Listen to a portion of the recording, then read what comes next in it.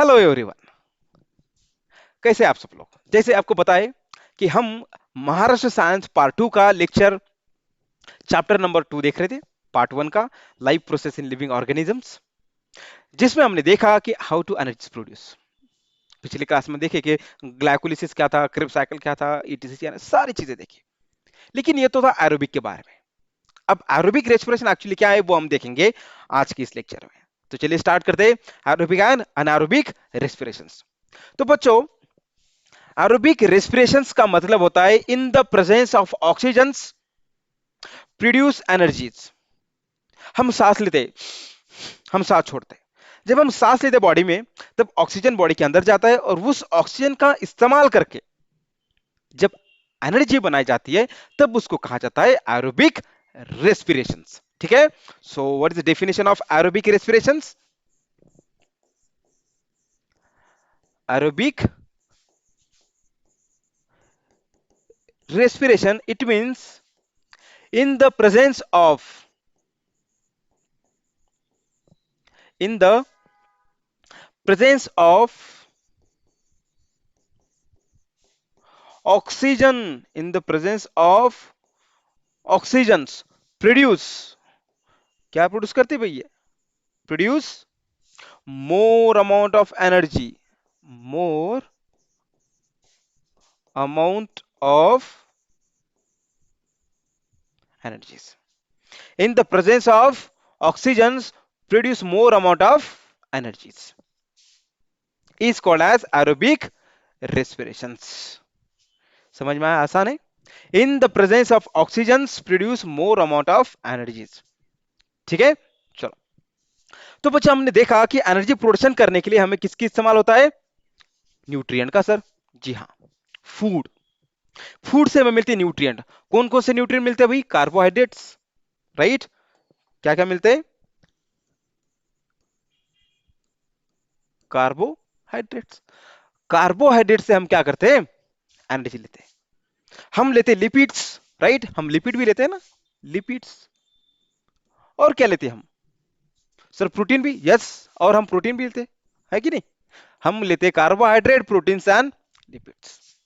तो हमने देखा था how to energy produce in the aerobic organisms. So carbohydrate में क्या रहता है बताओ फटाफट? क्या रहता है? ग्लूकोज। क्या रहता है? ग्लूकोज।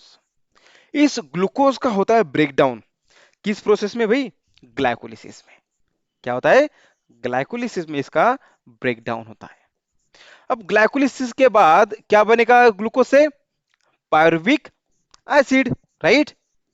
Pyruvic acids. अब pyruvic acid is converted into, याद करो फटाफट, the pyruvic acid is converted into acetyl coenzymes, right. Acetyl coenzymes. अब एसिटिल कोएंजाइम्स फिर एंटर करता है क्रेब्स साइकिल में। किसमें? क्रेब्स साइकिल में भी, राइट। एंटर करता है क्रेब्स साइकिल में।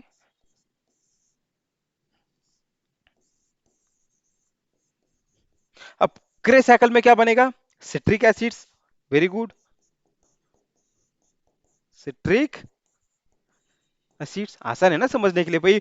ग्लाइकोलिसिस से पायरुविक एसिड बनता है, उसके बाद एसिटिल कोएंजाइम्स जो एंटर करता है क्रेब्स साइकिल में बना देता है सिट्रिक एसिड। और क्या बनती है हमको end of the product? Energies. क्या मिलता है end of the product? Energies. और बाय प्रोडक्ट होता है carbon dioxides and some water molecules. ठीक है, सम वाटर मॉलिक्यूल्स। तो ये हुआ हमारा नॉर्मली एनर्जी प्रोडक्शन का इन द एरोबिक रेस्पिरेशंस। लेकिन ये हुआ कार्बोहाइड्रेट के बारे में। क्या हमें प्रोटीन्स भी एनर्जी देते हैं? जी हाँ। लेकिन प्रोटीन के पास तो ग्लूकोज होता नहीं, तो वहां पे ग्लाइकोलिसिस प्रोसेस नहीं होता। तो ये क्या करेंगे फिर? The protein is directly converted acetyl coenzymes. ये सीधा का सीधा एसिटिल कोएंजाइम्स बना देंगे। क्या बना दिया उन्होंने? Acetyl coenzymes. वैसे ही सेम लिपिड्स भी क्या करेंगे? लिपिड सीधा एसिटिल कोएंजाइम बनाएंगे, फिर उससे क्रेब साइकिल में जाएगा और बना देंगे एनर्जीज। तो ये हो गई सिंपल प्रोसेस एरोबिक रेस्पिरेशंस का, है ना। आसान, आपकी बुक में भी दिया हुआ है। So this is aerobic respiration. समझ में आया आपको? है कि नहीं आसान? क्या है ये? Aerobic respirations. Aerobic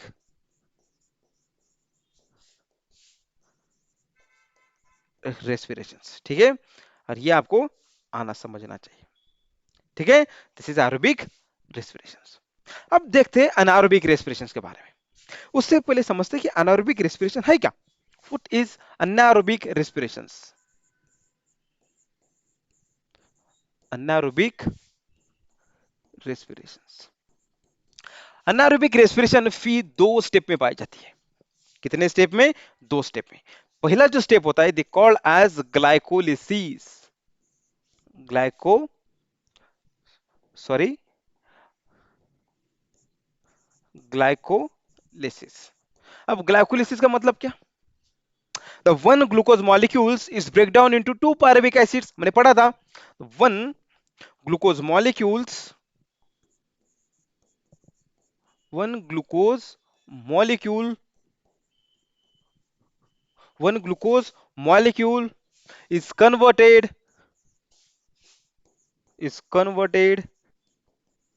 into two pyruvic acids, two pyruvic acids। फिर ये पायरुविक एसिड एंटर करता है सेकेंड स्टेप में। सेकेंड स्टेप क्या है भाई एनारोबिक रेस्पिरेशन की? दारू बनाने की प्रोसेस है वो, दे कॉल्ड एज फर्मेंटेशन। जी हाँ, the second step is fermentation. Second step is fermentation.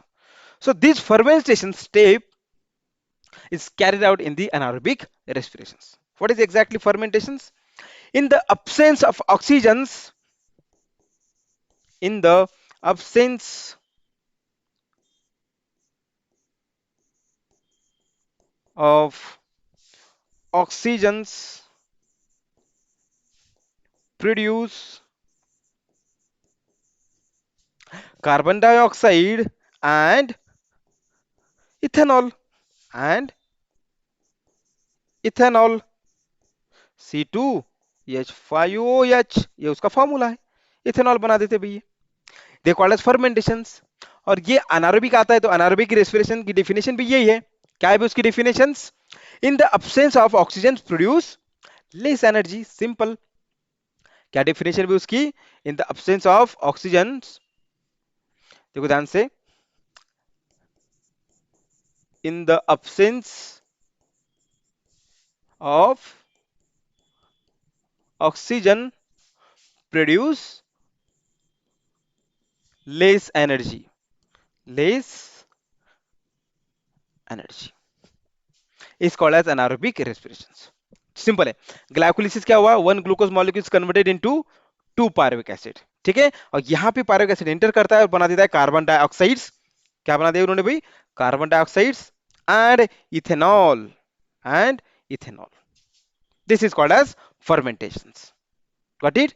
चलो, तो आपकी बुक में एक चार्ट दिया गया, आपकी बुक में एक चार्ट दिया, उस चार्ट को थोड़ा सा समझते, बहुत आसान है कि भाई एनारोबिक रेस्पिरेशन में क्या क्या होता है, ठीक है। सो ग्लूकोज से बनता है पायरुविक एसिड। सो पहली प्रोसेस जो होती है दे कॉल्ड एज ग्लाइकोलिसिस, ठीक है। क्या होती है पहली स्टेप? ग्लाइकोलिसिस, पहली स्टेप होती है। और ग्लाइकोलिसिस में क्या बनता है भाई, बताओ फटाफट? Pyruvic, pyruvic acids, right. अब पायरुविक एसिड के बाद जो सेकेंड स्टेप पाई जाती है in the anaerobic respirations they called as fermentations, they called as fermentation, fermentations, ठीक है। सेकंड स्टेप आ जाती है फर्मेंटेशंस की। Got it? चलो, तो ग्लाइकोलिसिस से पायरुविक एसिड्स और सेकंड स्टेप इज फर्मेंटेशन।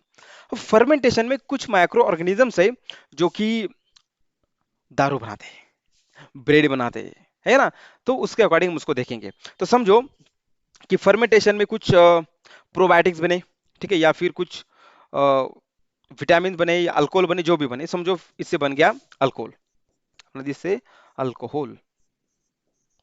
अब अल्कोहल कौन बनाएगा? ये ईस्ट, पता ना ईस्ट कौन बनाएगा? ये ईस्ट, ईस्ट नाम का एक छोटा सा फंगस होता है, वो ये बना देगा, ठीक है।